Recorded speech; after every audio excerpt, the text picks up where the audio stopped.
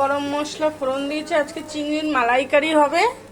গোটা গরম মশলা, জিরে, তেজপাতা ফোড়ন দিয়েছি। তার মধ্যে রেগুলার মশলা আদা, জিরে, লঙ্কা বাটা, একটু টমেটো দিয়ে এবার এটাকে কষাবো। নুন, হলুদ, মিষ্টি স্বাদ মতো দিয়ে দিয়েছি। এবার এই চিংড়ি মাছগুলো এই যে ভেজে রেখে দিয়েছি এইগুলো দেবো। এটা মশলাটা কষানো হোক। তার সাথে এই যে নারকেলের দুধ করে রেখে দিয়েছি, এই যে নারকেলের দুধ,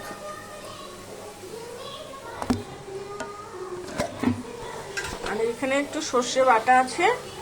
লাস্টে নামাবার আগে কাঁচা সর্ষের তেল আর একটু সর্ষে বাটা দিয়ে নামিয়ে দেবো। এবার এই মশলাটা ভালো করে কষিয়ে দেবো। এর মধ্যে আদা, জিরে, সামান্য লঙ্কা বাটা আছে অল্প।